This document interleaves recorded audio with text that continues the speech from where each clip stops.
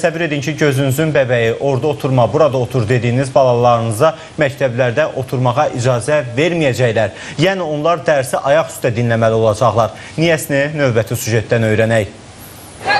Sağlam təhsil, sağlam millət layihəsinin tətbiqinə yeni dərs ilindən Bakının 5, Sumqayıtın isə 1 məktəbində başlanılıb. Belə məktəblərdən biri də 214 saylı orta məktəbdir. Şagird masalara həm qismən oturularaq, həm də ayaq üstə çalışmaq imkanı yaradır. Bu partaları digərlərindən fərqləndirən amil isə onların maili olmasıdır. Bu da öz növbəsində az yaşlıların vizual dərk etməsi üçün xüsusi əhəmiyyət kəsb edir. Şagirdlər təhsil aldıqları müddətdə fiziki, psixi sağlamlıqlarını itirmir. Təhsil almaqla yanaşı mənəvi baxımdan yetkin, fiziki, psixi baxımdan sağlam vətəndaşlar kimi formalaşa bilirlər.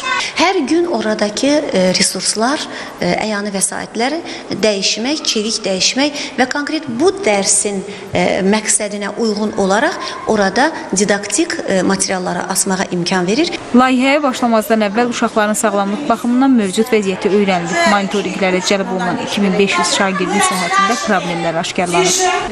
Şagirdlərin tez-tez dərs zamanı yorğunluğunun şahidi olmuşam. İndi görürəm ki, uşaqlar yoruldum sözünü işlətmirlər. Layihənin tərkib hissəsi olan hər üç otaqda isə kameralar quraşdırılıb ki, bu kameralar vasitəsilə bilavasitə dərs prosesini Təhsil Nazirliyində izləmək imkanı mümkündür. Pərvin İsmailova, Zaur Səfərov, Space.